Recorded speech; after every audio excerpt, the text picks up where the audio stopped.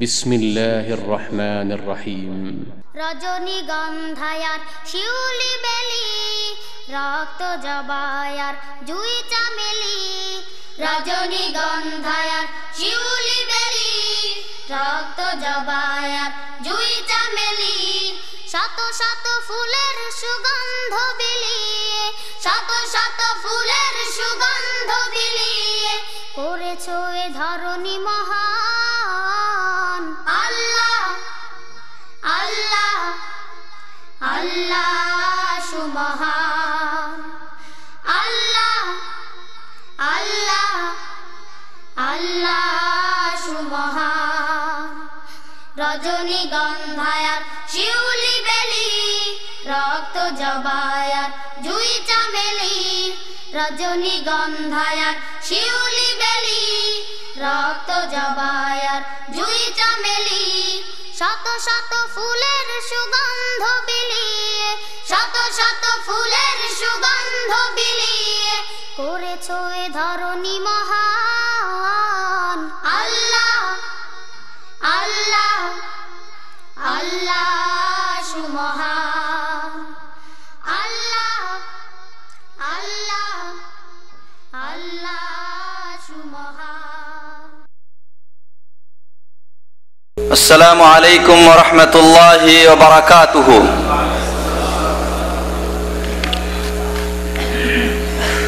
ইন্নাল হামদালিল্লাহ নাহমাদুহু ওয়া নাস্তাঈনুহু ওয়া নাউযু বিল্লাহি মিন শুরুরি আনফুসিনা ওয়া মিন সাইয়্যাতি আমালিনা মান ইয়াহদিহিল্লাহু ফালা মুদিল্লা লাহু ওয়া মান ইউদ্লিল ফালা হাদিয়া লাহু। وأشهد أن لا إله إلا الله وحده لا شريك له وأشهد أن محمدا عبده ورسوله. يا أيها الذين آمنوا اتقوا الله حق تقاته ولا تموتن إلا وأنتم مسلمون. يا أيها الناس اتقوا ربكم واخشوا يوما لا يجزي والد عن ولده ولا مولود هو جاز عن والده شيئا إن وعد الله حق فلا تغرنكم الحياة الدنيا ولا يغرنكم بالله الغرور.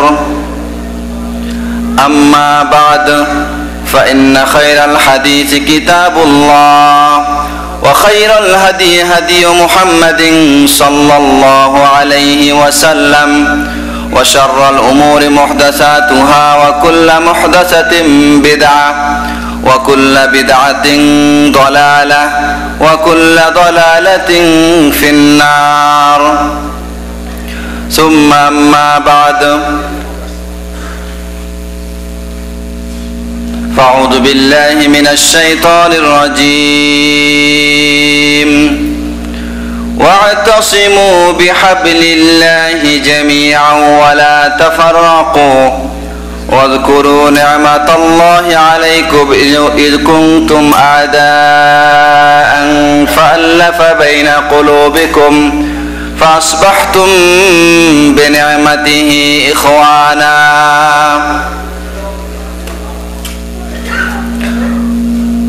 وقال عز وجل وأن هذا صراطي مستقيما فاتبعوه ولا تتبعوا السبل فتفرق بكم عن سبيله.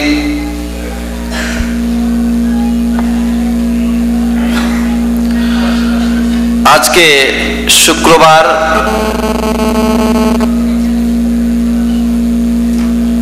মাসের ইংরেজি জানুয়ারি মাসের 7 তারিখ জুবাইল ইসলামী দাওয়াত সেন্টার কর্তৃক আয়োজিত বাৎসরিক ইসলামী মহাসম্মেলনে আগত প্রবাসী প্রাণপ্রিয় ভাইয়েরা ও বোনেরা, প্রথমে আমি সেই মহান রব্বুল ইজ্জতের দরবারে প্রশংসা জ্ঞাপন করছি যিনি আমাদেরকে বছর ঘুরে আজকের মতন একটি মহাসম্মেলনে সমবেত হওয়ার সুযোগ ও তৌফিক দিয়েছেন। এই জন্য আমরা সেই মহান রব্বুল আলামিনের বারগাহে কালেমাতে শুকর আদায় করি এবং বলি আলহামদুলিল্লাহ। সম্মানিত বন্ধুগণ, সম্মানিত উপস্থিতি, আজকে আমরা যারা এই সম্মেলনে উপস্থিত হয়েছি, আমাদের প্রত্যেকেরই উদ্দেশ্য আছে এই সম্মেলনের। সেই উদ্দেশ্যটা কি? দিন সম্পর্কে কিছু জানা এবং জেনে বের হয়ে চলে যাওয়া, আমল না করা, ঠিক না? আমরা তো মাহফিল মাশাআল্লাহ বহুত শুনছি, মাহফিল করছি। আমাদের দেশে এখন মাহফিলের মৌসুম। আপনার যত রকমের ওরস মোবারক হইতেছে পীর সাহেবের দরবারে, মাজার উপলক্ষে, মাদ্রাসা উপলক্ষে, মসজিদ উপলক্ষে বিভিন্নভাবে জলসা ইসলামী সম্মেলন হইতেছে, প্রতি বছর হয় এবং একটা ভরা মৌসুম। এখন বক্তাদেরও এখন সময় নাই, ফুরসত নাই ডাইনে বাইরে যাওয়ার। ভাইরা আমার, কিন্তু আমল আছে কি? আপনারা বলেন আমল আছে? আমাদের অবস্থাও ঠিক এখানে একই রকম। আমরা বাৎসরিক সম্মেলন করছি, কিন্তু আমল আমাদের ভিতরে খুবই কম। আলহামদুলিল্লাহ, একদম যে নাই তা নয়। আলহামদুলিল্লাহ, অনেক আমল হচ্ছে, মানুষের ভিতরে অনেক অনেক অনেক পরিবর্তন এসেছে। যদি এটুকু না থাকতো তাহলে মানুষ দিন থেকে দূরে সরে গিয়ে পশুতে পরিণত হতো। কিন্তু আলহামদুলিল্লাহ, এই মাহফিলগুলোর উদ্দেশ্যে যারা সমবেত হন, যারা নিজেদের সময় এবং শ্রমকে সেখানে ইনভেস্ট করেন, এখানে অন্য কিছু ইনভেস্ট করতে হয়েছে, টাকা দিতে হয়েছে, চাঁদা দিতে হয়েছে। একটা যদি কনসার্ট করতেন এখানে জুবাইলে, তা চাঁদা দিতে হইতো না? কি শিল্পী আসবে, আর ওই শিল্পীর জন্য তার খরচ, ক্ষয় খরচা আছে, দিতে হবে। যার বেতন 300 রিয়াল, ও 30 রিয়াল দিবে, দেয় কিনা বলেন? সুবহানাল্লাহ বিহামদিহি। কিন্তু দিনের মাহফিলের জন্য একটি পয়সা আমাদের ইনভেস্ট করতে হয়নি। কি ইনভেস্ট করতে হয়েছে? সময় এবং শ্রম। আমরা আমাদের সময় থেকে কিছু সময় বের করে আজকে সমবেত হয়েছে এখানে, এটাই আমাদের ইনভেস্ট। আজকে অনেকে ঘুমিয়ে সময় অতিবাহিত করছেন, অনেকে আছে বিভিন্ন ধরনের পাপাচারে লিপ্ত হয়ে সময় অতিবাহিত করছে, আবার অনেকে আছে যারা ব্যবসা বাণিজ্য নিয়ে, দুনিয়া নিয়ে সময় অতিবাহিত করছে। তাদের মধ্যে থেকে আমি নিঃসন্দেহে বলতে পারি, আমি নিশ্চিতভাবে বলতে পারি, গ্যারান্টি দিয়ে বলতে পারি, আপনাদের এই সময়, আপনারা যারা এখানে এসেছেন, তাদের এই শ্রম সর্বশ্রেষ্ঠ। এই সময়টুকু কিয়ামতের দিন আপনার সবচেয়ে বেশি উপকারে আসবে। বলেন আলহামদুলিল্লাহ। তাহলে আমাদের উচিত হবে এরকম সময় আরো বের করার চেষ্টা করা, নাকি বলেন? আমরা ক্যাম্পগুলোতে যাই, আমাদের ভাইদের বলি যে আজকে আমরা জুবাইল দাওয়াত সেন্টার থেকে এসেছি, কিছু কথাবার্তা বলবো, আপনারা আসেন মসজিদে। লোকেদের নানা রকমের ওজোর আপত্তি দেখা যায়। কেউ বলে রান্না বাড়া করতে হবে, কেউ বলে কাপড় দিতেছি, কেউ বলে গোসল করতেছি, কেউ বলে মেহমান আসছে, বিভিন্ন রকমের ওজোর আপত্তি, সময় হয় না। আলহামদুলিল্লাহ, তারপরেও অনেক অগ্রসর। আজকে আপনারা যে লোকেরা সমবেত হয়েছেন, নিঃসন্দেহে দিনের প্রতি আপনাদের যে বিরাট আগ্রহ, এটা তার প্রমাণ। আল্লাহ রাব্বুল আলামিন যে এই আগ্রহকে আরো বাড়িয়ে দেন, আল্লাহুম্মা আমিন। ভাইরা আমার, আল্লাহ রাব্বুল আলামিন আমাদেরকে সৃষ্টি করেছেন কেন? বলেন, কেন সৃষ্টি করেছেন? তার ইবাদত করার জন্য। জাযাকুমুল্লাহ খাইরান। আমরা তার ইবাদত করার জন্য দুনিয়াতে এসেছি। আল্লাহ আমাদেরকে এই উদ্দেশ্যে দুনিয়াতে পাঠিয়েছেন, আর এই ইবাদতের এটা একটা অংশ। আজকের এই মাহফিল ইবাদতের একটি অংশ। কিভাবে? এটা কি নামাজ? এটা কি যাকাত? এটা কি রোজা? হজ? হজের একটা অংশ না? অংশ না?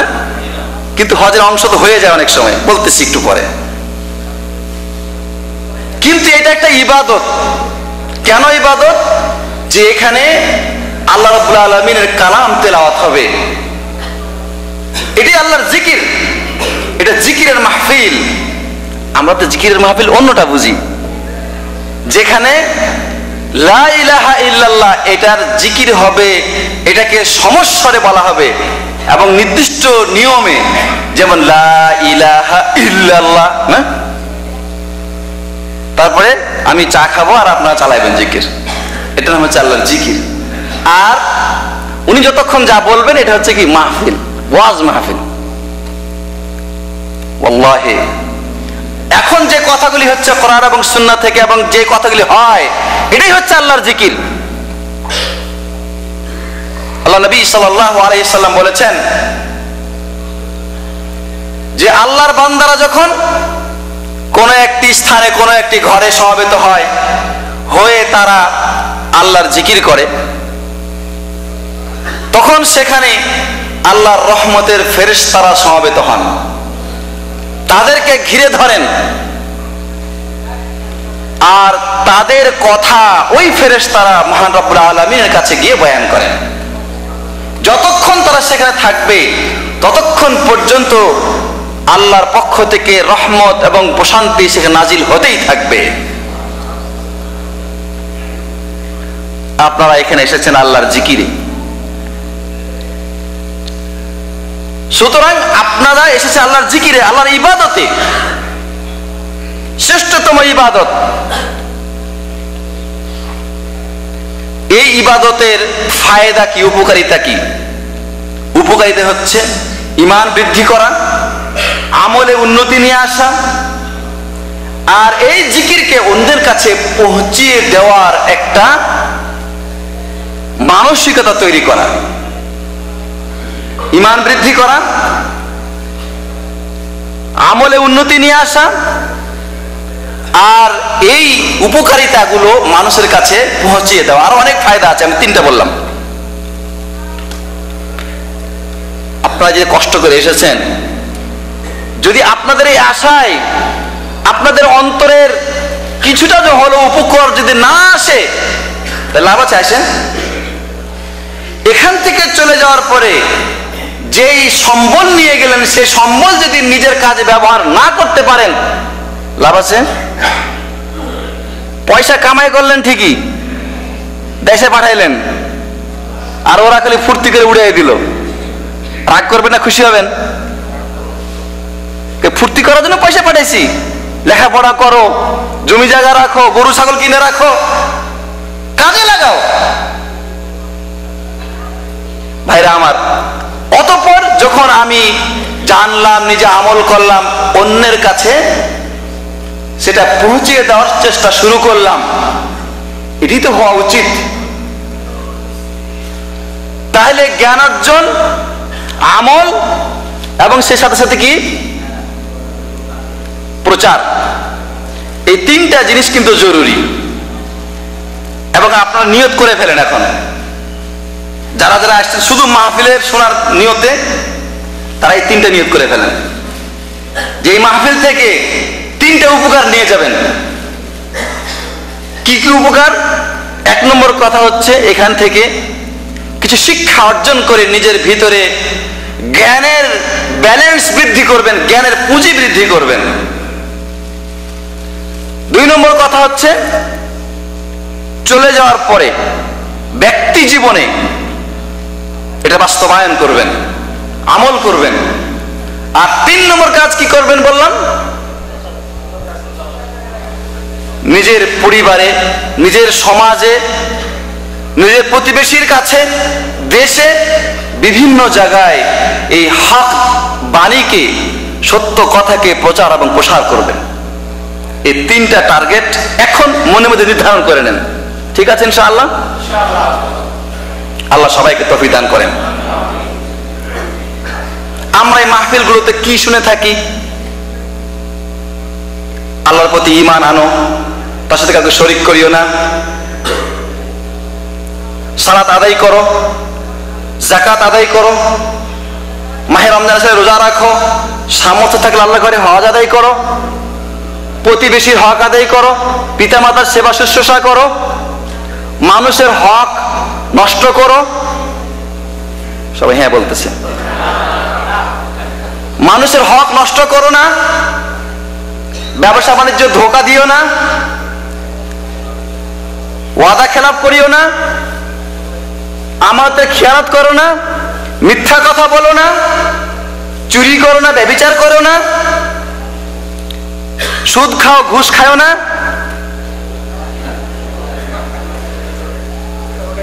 হ্যাঁ, আমরা তো সুদে চ্যাম্পিয়ন। আমরা সুদে চ্যাম্পিয়ন না ভাই? আমরা বিশ্ব সুদখোর উপাধি পেয়েছি আমরা। সত্য না মিথ্যা? আমরা বিশ্ব সুদখোর উপাধি পেয়েছি। কিভাবে? সুদে নোবেল প্রাইজ পেয়েছি আমরা, সুদে। সুতরাং গ্রামে গঞ্জে পল্লীতে যেখানে কোনো মানুষ এই বকলম জানে কিনা সেও কিন্তু সুদের ব্যবহার জানে, এমন অবস্থায় পৌঁছে গেছি আমরা। আল্লাহু আকবার। যার কারণে আল্লাহ আমাদের প্রতি বেশি বেশি রহমত নাজিল করছে, নাকি? আল্লাহ রাব্বুল আলামিন কোরআনে কারিমে বলেছেন, ফাইল্লাম তাফআলু ফাআযানু বিহারবিন মিনাল্লাহি ওয়া রাসূলিহি। তোমরা যদি সুদ থেকে বিরত না হও তাহলে আল্লাহ এবং রাসূলের বিরুদ্ধে যুদ্ধ করার জন্য প্রস্তুত হয়ে যাও। সুবহানাল্লাহি বিহামদি।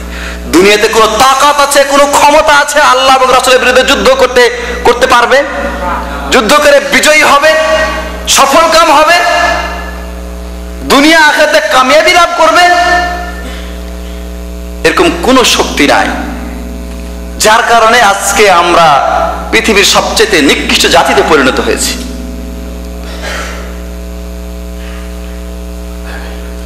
ভাইরা আমার,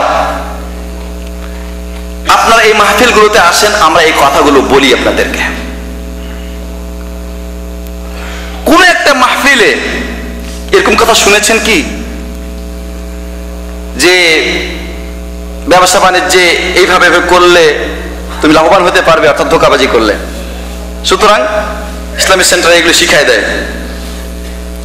চুরির জন্য, ব্যভিচারের জন্য, অন্যায় অনাচারের জন্য এমন কিছু শিক্ষা, নামাজ না পড়ার জন্য, ইবাদত বন্দেগী না করার এমন কোনো শিক্ষা কি ইসলামিক সেন্টারগুলোতে আছে? তাহলে কি আপনারা বলতে পারেন ইসলামিক সেন্টারগুলো দ্বীনের দাওয়াত মানুষকে দিচ্ছে?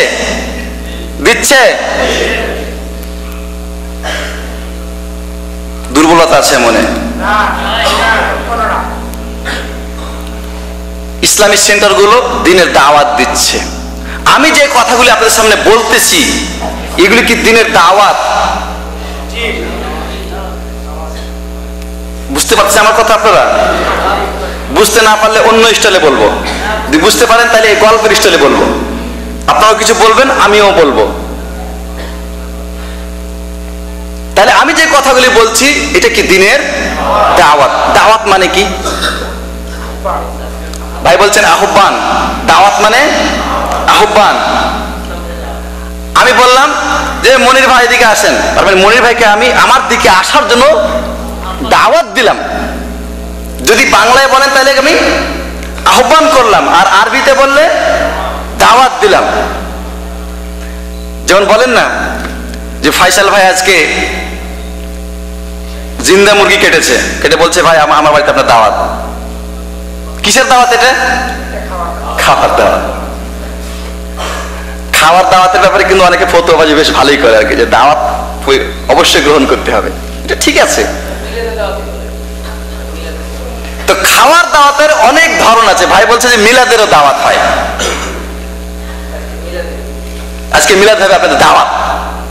আমরা আজকে সম্মেলন করব, তার দাওয়াত দিয়েছি, আপনাদেরকে দিয়েছি না?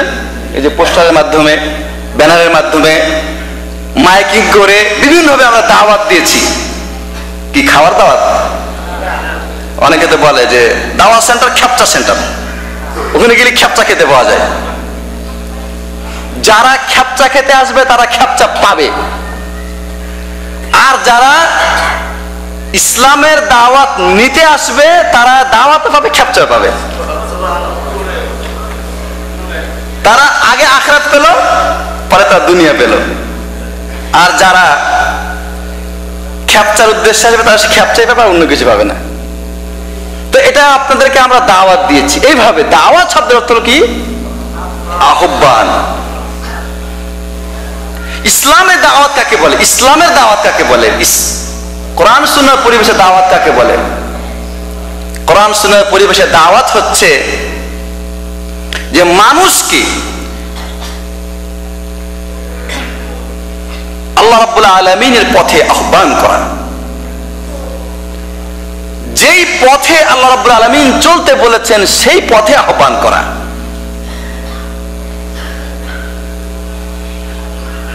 আল্লাহ রাব্বুল আলামিন সে সম্পর্কে কোরআনে কারিমে বলছেন, وَمَنْ أَحْسَنُ قَوْلًا مِّمَّنْ دَعَا إِلَى اللَّهِ وَمَنْ أَحْسَنُ قَوْلًا مِّمَّنْ دَعَا إِلَى اللَّهِ وَعَمِلَ صَالِحًا وَقَالَ إِنَّنِي مِنَ الْمُسْلِمِينَ। যত রকমের দাওয়াত আছে, যত রকমের দাওয়াত আছে, যত রকমের কথা আছে, কথা, এই সমস্ত কথা দাওয়াতের মধ্যে সর্বোত্তম কথা, সর্বোত্তম দাওয়াত হচ্ছে ওটাই যে মুখের কথা খরচ করে ওই কথাটার উদ্দেশ্য হচ্ছে মানুষকে আল্লাহর দিকে তারা আহ্বান করছে। আপনার কথায় কি হয়? খাওয়ার দাওয়াত, বেড়াতে যাওয়ার দাওয়াত, কোন কাজের আহ্বান। কিন্তু সেই কথাটা যদি এরকম হয় যে আসুন আল্লাহর পথে, আসুন সালাত আদায় করার জন্য, আসুন ইমানকে ঋণ করার জন্য, ইমানকে বৃদ্ধি করার জন্য, আসুন নিজের আমলে তারাক্কি উন্নতি নিয়ে আসার জন্য, এই ধরনের কথা যদি আপনার মুখ থেকে বের হয়, এটার নাম হচ্ছে দাওয়াত। এটা হচ্ছে আল্লাহর পথে আহ্বান। এর চাইতে উত্তম কথা আল্লাহর আকাশের নিচে জমিনের উপরে আর কোনো কিছুই নাই। আমরা কি কাজ করি? কেউ যদি এ ধরনের কোনো অবস্থার সম্মুখীন হয় তখন বলা হয় যে ভাই আমি কম বুঝি না, আপনি আপনারটা করেন, বলে না? ভাইরা আমার, সর্বশ্রেষ্ঠ কাজ হচ্ছে আল্লাহর পথে মানুষকে আহ্বান করা। ওমান আহসানু কওলাম মিম্মান দা ইলাল্লাহ, আল্লাহর দিকে। কার দিকে? দাওয়াত সেন্টারের দিকে,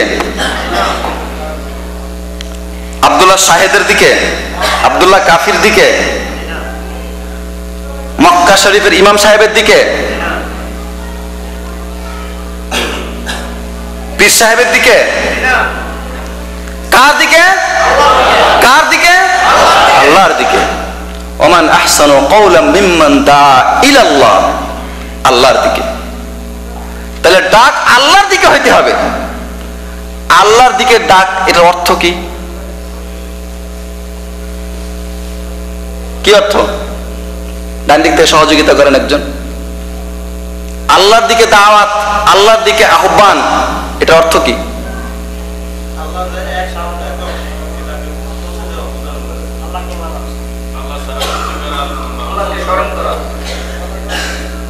আপনারা যে শরীক হচ্ছেন আমার ভালো লাগছে, কিন্তু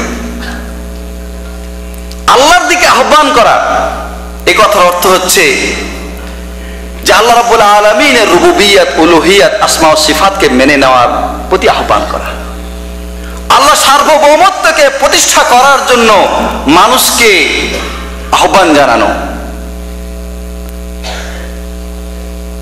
সবকিছু জলাঞ্জলি একমাত্র আল্লাহ রাব্বুল আলামিনের জন্য উৎসর্গ করে দেওয়া, এদিকে আহ্বান করা। কুল ইন্না সালাতি ওয়া নুসুকি ওয়া মাহইয়ায়া ওয়া মামাতি লিল্লাহি রাব্বিল আলামিন, আপনি বলে দিন নিশ্চয় আমার নামাজ, আমার কুরবানি, আমার জীবন এবং আমার মরণ সব কিছু কার জন্য? আল্লাহর জন্য। লিল্লাহি রাব্বিল আলামিন, যে আল্লাহ আমাকে লালন পালন করেন, যে আল্লাহ সারা পৃথিবীকে, সারা জগৎকে লালন পালন করেন, তার জন্য সবকিছু, এই কথার দিকে আহ্বান করা। ওয়াবুদুল্লাহ ওয়া লা তুশরিকু বিহি শাইআ, তোমরা আল্লাহর ইবাদত করো, তার সাথে কাউকে শরীক করো না, এই কথার দিকে আহ্বান করা। আল্লাহ রাব্বুল আলামিনের দিকে আহ্বান করা, তার কোরআনের দিকে আহ্বান করা। আল্লাহ রাব্বুল আলামিন ওই আহ্বান বলেছেন, ওয়াতাসিমু বিহাবলিল্লাহি জামিআন ওয়া লা তাফাররাকু, তোমরা সমবেতভাবে, ঐক্যবদ্ধভাবে আল্লাহর রজ্জুকে দৃঢ়ভাবে ধারণ করো, আঁকড়ে ধরো। আর এটা করার পরে, আঁকড়ে ধরার পরে দলে দলে বিভক্ত হয়ে যাও। হ্যাঁ, এখানে লা একটা শব্দ আছে, লা। লা মানে কি ভাই? না। আর আমরা বলছি হ্যাঁ। আমাদের মধ্যে ফতোয়া দেওয়া হয়, জানেন কি ফতোয়া? বলছি ইখতিলাফ উম্মতি রহমা। কিসের ফতোয়া? কোত্থেকে আসলো? ওই রাসূল সাল্লাল্লাহু আলাইহি ওয়াসাল্লাম হাদিস বলেছেন, ইখতিলাফ উম্মতি রহমা, আমার উম্মতের ইখতিলাফ নাকি রহমত। আর আল্লাহ বলছেন ওয়ালা তাফাররাকু, তোমরা বিচ্ছিন্ন দলে দলে বিভক্ত হয়ে যাও, দন্তে নায়কার না, লা। আল্লাহ বলছেন লা। আর এখানে আল্লাহ নবী সাল্লাল্লাহু আলাইহি ওয়াসাল্লাম বলছেন যে আমার উম্মতের দলে দলে বিভক্ত হয়ে যায়, ইফতিরাক। দেখেন ইফতিরাক শব্দ এখানে আল্লাহ ব্যবহার, এই রাসূল সাল্লাল্লাহু আলাইহি ওয়াসাল্লাম ব্যবহার করছেন, মানে হাদিসে আর কি, রাসূল তো ব্যবহার করেন নাই, হাদিসে আর কি, হাদিসের নাম দেওয়া হয়েছে। আর আল্লাহ বলছেন যে ওয়ালা তাফাররাকু, ইফতিরাক এক কথাই। তাহলে এখানে বলা হচ্ছে ইফতিরাক হচ্ছে রহমত, আর কোরআনে আয়াতে বলা হচ্ছে ওয়ালা তাফাররাকু। তাহলে হাদিস এবং কোরআন একটা আরেকটা বিপরীত হয়ে গেল, ঠিক না? কোরআন বলছে ওয়ালা তাফাররাকু, তোমরা বিচ্ছিন্ন হয়ে না, দলে দলে বিভক্ত হয়ে না। আর হাদিস বলছে বিভক্ত হওয়াটা নাকি দয়া, রহমত। কেমন কথা? এই হাদিস যার উপরে কোরআন নাজিল হয়েছে তার কাছ থেকে আসে নাই। যারা মানুষকে বিভক্ত করে, ওই বিভক্তকারীদের পক্ষ থেকে তৈরি করা হাদিস। ওয়ালা তাফাররাকু, আল্লাহ বলছে ওয়ালা তাফাররাকু, তোমরা দলে দলে বিভক্ত হয়ে না। এরকম জাল হাদিস আমাদের সমাজে অসংখ্য, অগণিত। বড় বড় আলেমে দিন, অনেক বড় আলেম, বলে অনেক বড় আলেম, যেমন বলে না যে আমার কফিল মুদির, খালি কফিল হইলি মুদির। আমাদের বাঙালির কিন্তু একটা পূর্ণতা আছে, এরকম কোন একটা আলেমে বয়ান রাসূলের অনেক বড় আলেম, এরকম কথা বলা হয়। কিন্তু সে বড় আলেম আপকাঠি কি, কোথায় কোথায় কিসে? বিশাল বড় পাগড়িতে, আল খেল্লাতে, সার্টিফিকেটে, উনি 3 ট্রিপল টাইটেল পাস,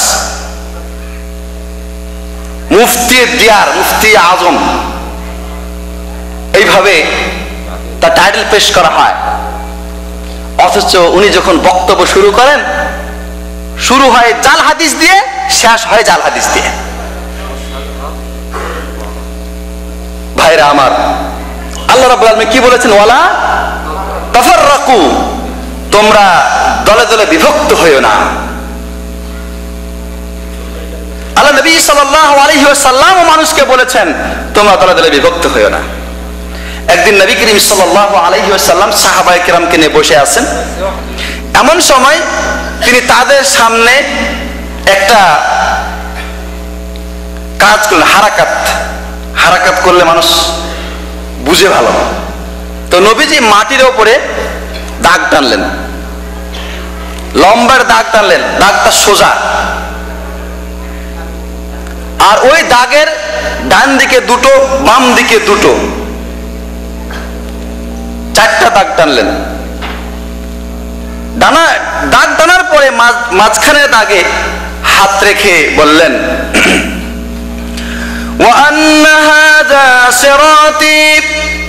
وأن هذا صراطي مستقيما فاتبعوه। এই যে মাঝখানে দাগটা দেখতে পাচ্ছ, এটাই হচ্ছে আমার পথ। সিরাতি আমার পথ, সিরাত মানে রাস্তা, পথ। ইহদিনাস সিরাতাল মুস্তাকিম। সবসময় দোয়া করি না আমরা নামাজে, কিসের দোয়া করি? ইহদিনাস সিরাত। ইহদিনা মানে আমাদেরকে দেখাও, আর সিরাত মানে রাস্তা, পথ। আল মুস্তাকিম, মুস্তাকিম মানে সোজা, যেখানে কোনো আঁকা বাঁকা নাই, সোজা পথ দেখাও। আর আল্লাহ নবী সাল্লাল্লাহু আলাইহি ওয়াসাল্লাম ওই সোজা পথের একটা উদাহরণ দিলেন, দাগ টেনে দিলেন, টেনে দিয়ে মাঝখানে হাত রেখে বললেন ওয়া আন্না হাযা সিরাতি মুস্তাকিমা। এই যে সরল পথ দেখতে পাচ্ছ সোজা, এটা আমার রাস্তা। ফাত্তাবিউ, তোমরা এটারই অনুসরণ করো। ওয়ালা তাত্তাবিউস সুবুলা ফাতাফাররাকা বিকুম আন সাবিলি। আর ডানে বায়ে যে পথ দেখতে পাচ্ছ, তোমরা ওই পথে চলিও না, ওই পথে যেও না। কি হবে? ফাতাফাররাকা, ওই যে তাফাররুক, ফাতাফাররাকা বিকুম আন সাবিলি, তোমরা তার পথ থেকে বিচ্যুত হয়ে যাবে, বিচ্ছিন্ন হয়ে যাবে, বিভক্ত হয়ে যাবে, সঠিক পথ থেকে তোমরা দূরে চলে যাবে। কোরআন এবং হাদিস একসাথে, কোরআনের বাস্তবায়ন নবী পাক সাল্লাল্লাহু আলাইহি ওয়াসাল্লাম দেখিয়ে দিচ্ছেন হাতে নাতে।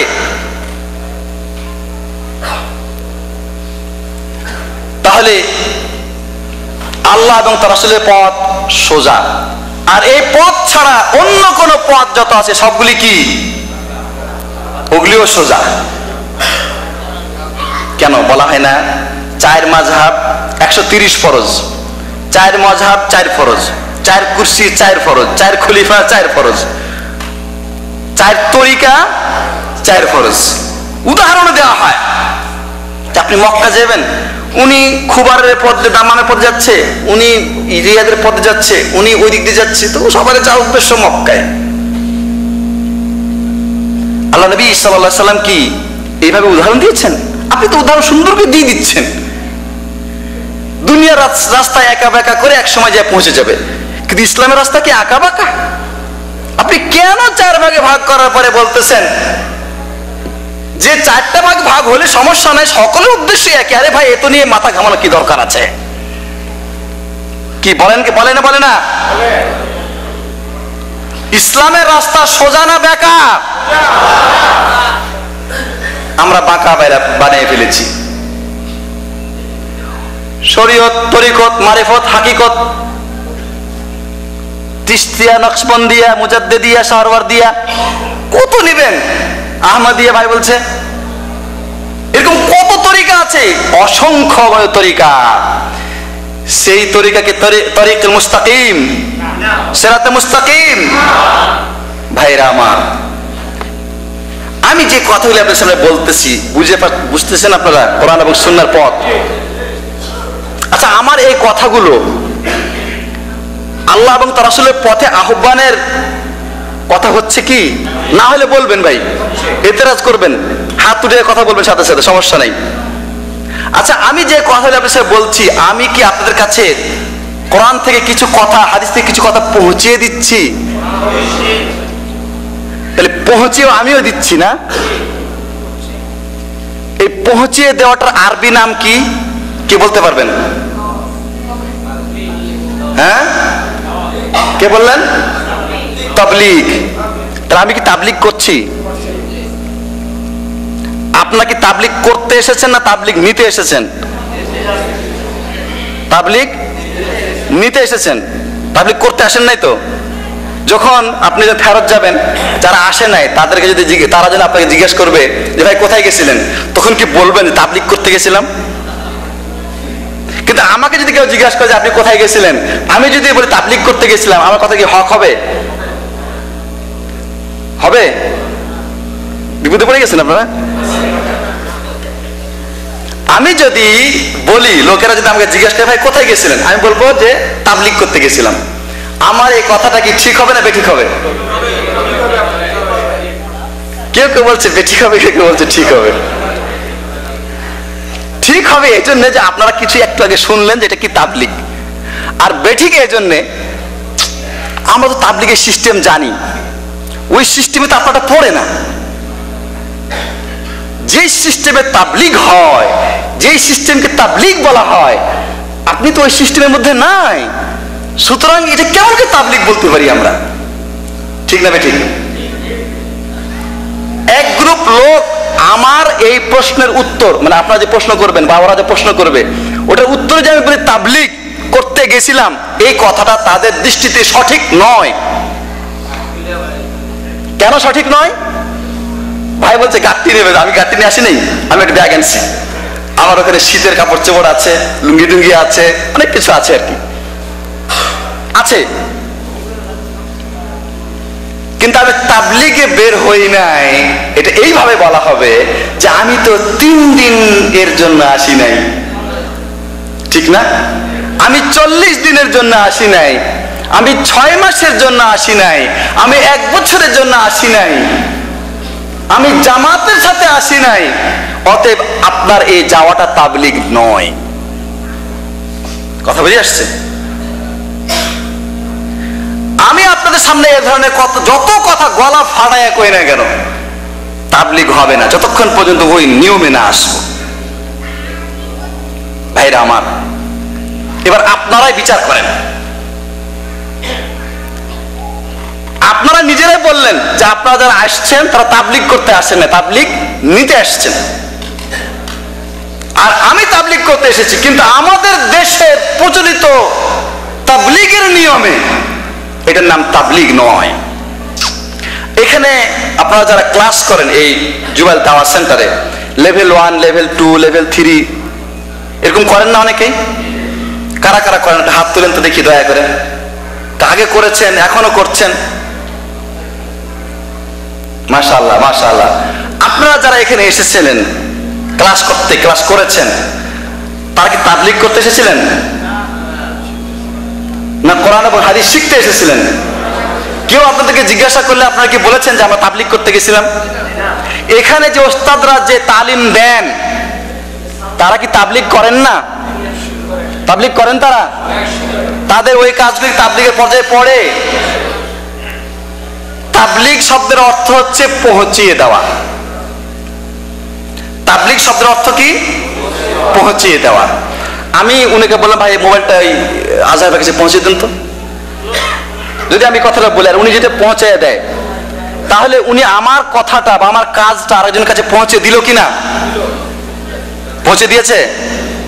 এটার নাম হচ্ছে বাংলাতে, আরবিতে তাবলীগ করা। একটা জিনিস আরেকজনের কাছে পৌঁছিয়ে দেওয়া, জিনিসটার তাবলীগ হলো। এবার যদি কোরআনের কথা, হাদিসের কথা, সাহাবায়ে কেরামের কথা, অর্থাৎ ইসলামের বাণী যদি অন্যের কাছে পৌঁছিয়ে দেওয়া হয়, এটার নাম তাবলীগ হওয়ার কথা। হ্যাঁ, সর্বোত্তম তাবলীগ। এটা সর্বোত্তম তাবলীগ, সর্বশ্রেষ্ঠ তাবলীগ, এটা হচ্ছে ইসলামের তাবলীগ। আর এই তাবলীগ সম্পর্কে আল্লাহ রাব্বুল আলামিন কোরআনে কারিমে বলেছেন ইয়া আইয়ুহার রাসূল বাল্লিগ মা উনজিলা ইলাইকা মির রাব্বিক ফাইন লাম তাফআল ফামা বাল্লাগতা রিসালাতা। হে রাসূল, আপনার কাছে আপনার রবের পক্ষ থেকে যা নাজিল করা হয়েছে তা তাবলীগ করে দিন। বাল্লিগ, তাবলীগ করুন। মা উনজিলা ইলাইকা মির রাব্বিক, আপনার রবের পক্ষ থেকে যা আপনার কাছে নাজিল করা হয়েছে তা। বুঝা গেল? আল্লাহ রাব্বুল আলামিন আরো বলছেন নবী রাসূলদের কথা, ওরা যখন মানুষের কাছে যায় কোনো কথা বলতে, বলছেন ওমা আলাইনা ইল্লাল বালাগ। সূরা ইয়াসিন আছে না, যে আমাদের দায়িত্ব হচ্ছে কি, শুধুমাত্র পৌঁছিয়ে দেওয়া, বাস। তাই নবী রাসূলদের দায়িত্ব কি, মানুষের কাছে তাবলীগ করা। আর আল্লাহ নবী সাল্লাল্লাহু আলাইহি সাল্লাম বলেছেন বাল্লিগু আন্নি ওয়ালাউ আয়া, তোমরা আমার পক্ষ থেকে একটি আয়াত হলেও পৌঁছিয়ে দাও, একটি আয়াত হলেও পৌঁছিয়ে দাও। তাহলে পৌঁছিয়ে দেওয়ার কথা আল্লাহ নবী সাল্লাল্লাহু আলাইহি ওয়াসাল্লাম বলেছেন। এবং সেই পরিপ্রেক্ষিতে কিছু কোরআনের আয়াত, কিছু হাদিস এখানে পাঠ করেছি, আরো হবে, এগুলি সবই কি তাবলীগ। কিন্তু যেহেতু একটা সিস্টেমের যে তাবলীগ চলছে, সেই তাবলীগের সাথে এটা সামঞ্জস্যপূর্ণ নয়, যার কারণে এর নাম তাবলীগ নয়। কথা ঠিক কিনা ভাইরা আমার? তাহলে এই তাবলীগ এবং ওই তাবলীগের মধ্যে কি হচ্ছে, পার্থক্য আছে। পার্থক্য আছে কিনা? পার্থক্য আছে। যখন আমাদের দেশে যে মাহফিলগুলো, যে এখন যে একটু আগে বললাম যে দেশে এই মৌসুমে মাহফিল হচ্ছে, মেলা রকম মাহফিল, এই মাহফিলগুলোতে বক্তারা, যারা ভালো বক্তা আর কি, যারা কিচ্ছা কাহিনী বলে, জাল হাদিস বলে, আমি যাদের কথা বাদ দিলাম, যারা ভালো আলোচক আছেন, তারা যে সমস্ত কথাবার্তা কোরআন হাদিস থেকে বলেন, তারাও তো কোরআন এবং হাদিস তাবলীগ করছেন, ঠিক কিনা বলেন? তাবলীগ করছেন। মাদ্রাসায় যিনি ওস্তাদ, তিনি তাবলীগ করছেন। মক্তবে যিনি পড়ান ছাত্রদেরকে ছোট্ট কালে, উনিও তাবলীগ করছেন। আপনারা যে নামাজ শিখেছেন, ছোটকালে কোথায়? ওই মক্তবে, পাড়ার মসজিদে, ওখানেও আপনারা তাবলীগ পেয়েছেন। এইভাবে মসজিদে জুম্মার দিনে ইমাম সাহেব যখন খুতবা প্রদান করেন, তখন তিনি কি করেন? তাবলীগ করেন না? আমার দেশে তো তাবলীগ হয় না, খুতবা, ওটাকে খুতবা বলে। খুতবা তিনটে হয় আমার দেশে। কয়টা খুতবা হয়? তিনটা। কেমনে? একটা হলো মেম্বারে বইসা, আর দুটো দাঁড়াইয়া। আল্লাহ নবী সাল্লাল্লাহু আলাইহি ওয়াসাল্লাম মাত্র দুটো খুতবা দিতেন, তিনটা খুতবা দিতেন না, দুইটা খুতবা দিতেন। এটা নতুন একটা নিয়ম, একটা নতুন কিছু করো, নতুন কিছু হয়েছে একটা। ভাইরা আমার, এটাও তাবলীগ। তাহলে এই যে তাবলীগ চলছে, তারপর এর নাম তাবলীগ নয়। কারণ কি? কারণ হচ্ছে এই যে এই তাবলীগ রাসূল পাক সাল্লাল্লাহু আলাইহি ওয়াসাল্লামের থেকে, সাহাবায়ে কেরাম থেকে, তাবিন, তাবে তাবিন থেকে, মুহাদ্দিসিনে কেরাম থেকে, যুগ যুগ থেকে চলে আসছে এই তাবলীগ, যার কারণে বর্তমান যুগে প্রচলিত তাবলীগের সাথে তার কোনো মিল নাই। আর ওই তাবলীগ, প্রচলিত তাবলীগ, এই যে ইলিয়াস জি সাহেবের তাবলীগ, ভাই এক প্রশ্ন পাঠিয়েছেন সাথে সাথে, ইলিয়াস জি তাবলীগের নিয়ম কি? আমি বলছি এটা ইলিয়াস সাহেবের তাবলীগ। এই জন্যে আল্লাহ নবী সাল্লাল্লাহু আলাইহি ওয়াসাল্লামের তাবলীগের সাথে তার কোনো মিল নেই।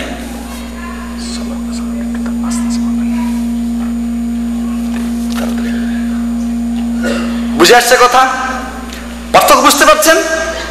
আমি যে তাবলীগগুলোর সিস্টেম বললাম, এই সিস্টেমে তাবলীগ আগে থেকে চলে আসছে, এখনো চলছে, চলতেই থাকবে।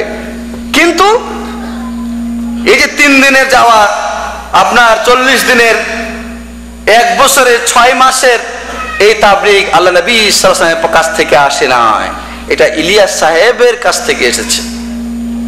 সুতরাং আল্লাহ নবী সাল্লাল্লাহু আলাইহি ওয়াসাল্লামের তাবলীগের সাথে ওই তাবলীগের কোনো মিল নেই।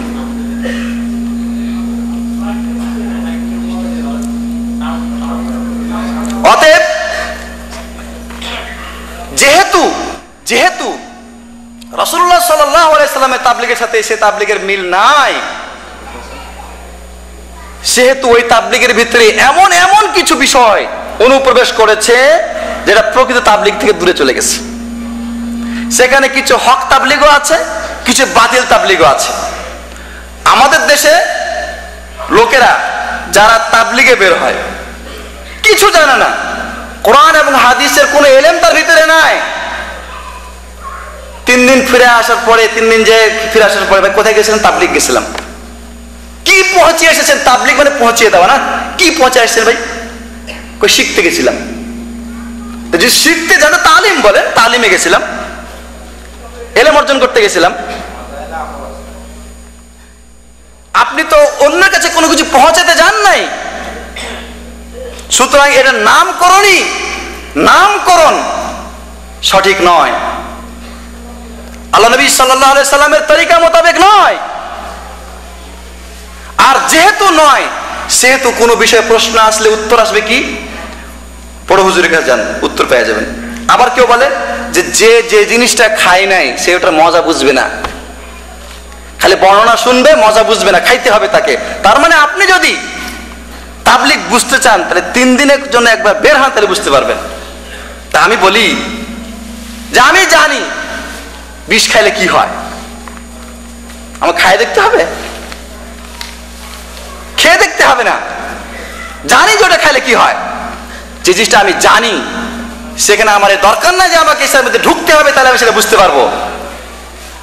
কেননা সেই সমস্ত স্থানে, সেই সমস্ত জায়গায় যা তালিম দেওয়া হয় তার বেশিরভাগ আল্লাহ নবী সাল্লাল্লাহু আলাইহি সাল্লামের সুন্নতের বিপরীত শিক্ষা দেওয়া হয় বেশিরভাগ ক্ষেত্রে।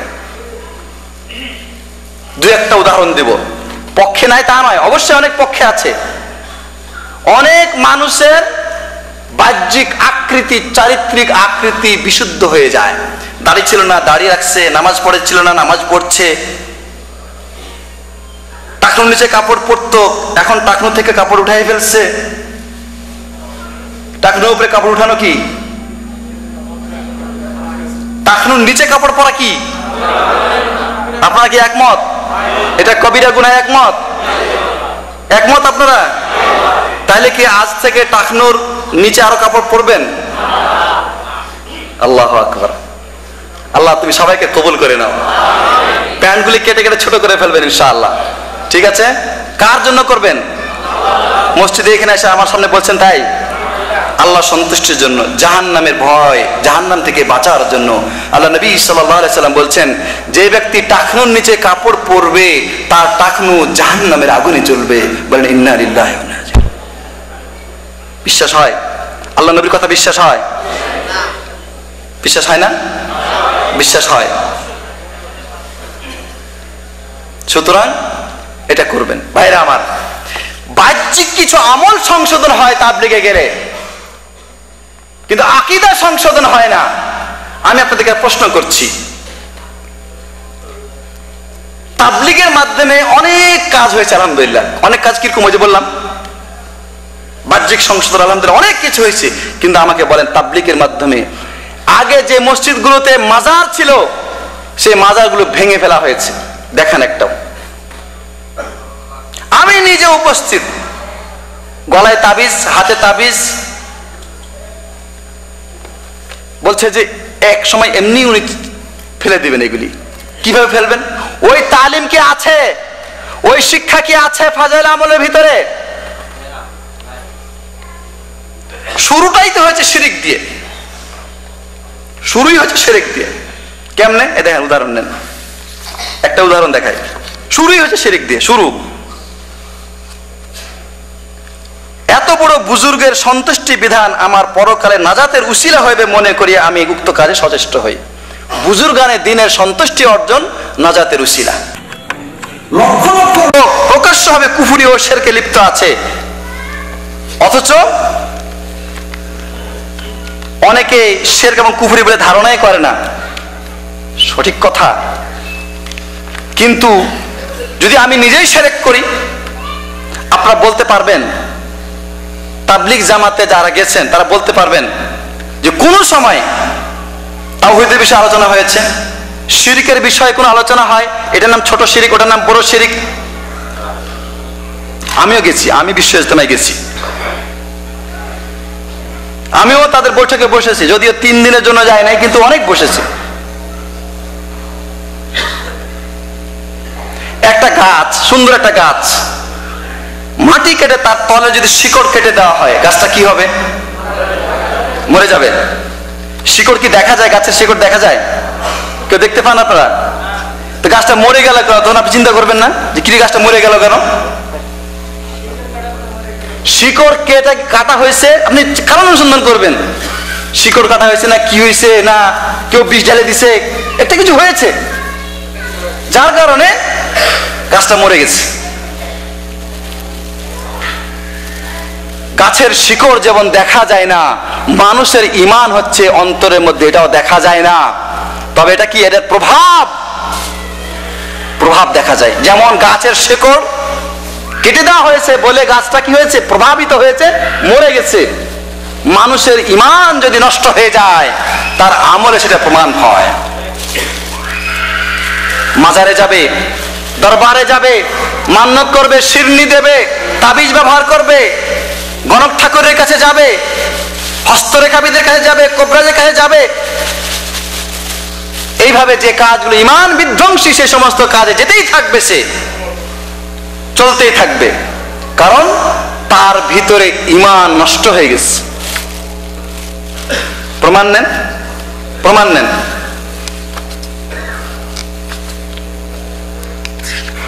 আমি আপনাকে প্রমাণ দিচ্ছি।